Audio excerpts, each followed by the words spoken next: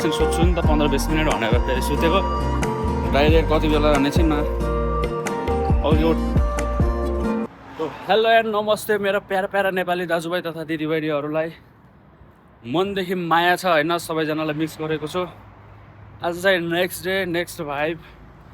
अनि नेक्स्ट भिडियोमा तपाईँहरूको माझ उपस्थित भइसकेको छु है त आज चाहिँ ढिलो भएको थियो काममा आउनुलाई अनि मैले हल्का टाउको धोइदिएको थिएँ पानीले भिजाएर आएको थिएँ त्यो भएर पनि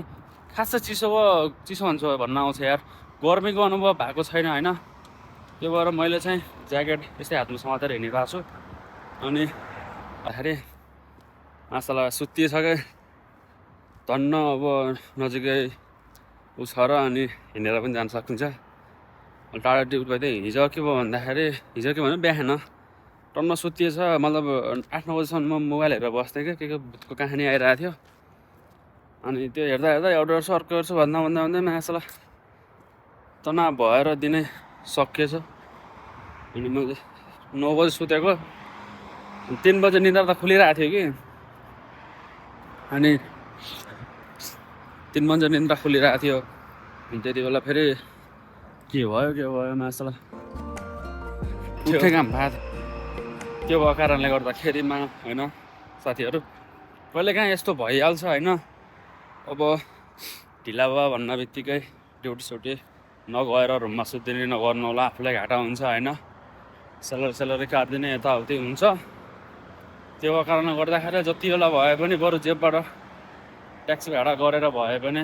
जानुपर्छ अनि गएर काम गरिदियो भने चाहिँ अरूलाई पनि प्रेसर पर्दैन होइन पर्दैछ ठाउँमा धेरै गाह्रो हुन्छ अरूलाई पनि काम गर्न हेन त्यहाँ त्यो कारणले गर्दाखेरि पनि म जाँदैछु होइन 1 घन्टा लेट भइसकेको छ 15 मिनट जान लाग्छ 15 मिनट आउन लाग्छ देख्न सक्नुहुन्छ बाटोको सिनहरू यस्तो छ होइन सबै मेरो बाटो जाने आउने नै हो म पहिला अब ट्याक्सीमा जानु पर्थ्यो होइन धेरै टाढा थियो यहाँबाट कमसेकम 10 किलोमिटर टाढा थियो गाडीमा लग्थ्यो एक्ज्याक्ट बजी टाइममै झर्नुपर्ने कि 3 बजी झर्नुपर्ने आजभोलि नजिक पनि छ त्यो भएर 3 बजे 5-6मा हिँड्दा पनि केही फरक पर्दैन त्यही हो साथीहरू मैले अब आज बाटोहरूको भेटहरू बनाइसकेको छु सबैजना होइन यताको यो मेट्रो स्टेसन हो यतातिर यस्तो छ होइन अनि त्यो ब्रिजदेखिबाट म पल्लो साइड गएर जानुपर्छ अनि गर्मी छ अनि छिटो निस्किनु पर्ने हुन्छ होइन त्यो कारणले गर्दाखेरि यदि विदेशमा तपाईँहरूले कहिलेकाहीँ गाडी छुट्यो ढिला उठ्नु भयो निन्द्रा खुलेन भनेपछि के गर्ने होइन त्यति सजेस्ट मात्रै हो यदि मेरो ढिलो भएर त्यही मैले भिडियोमा उतार्न कोसिस गरेको हो भन्न चाहन्छु होप आजको भिडियो कस्तो लाग्यो मन पऱ्यो भने चाहिँ सब्सक्राइब पनि गरेर गइदिनु होला साथीहरू सबैजनालाई माया छ भन्न चाहन्छु है त thank you so much love you all finally केटा हो ड्युटीमा आइसक्यो अनि त्यही हो कस्टमरहरूको ड्राइभ थ्रुमा चाहिँ आएको छ होइन तर यता चाहिँ आउँदैन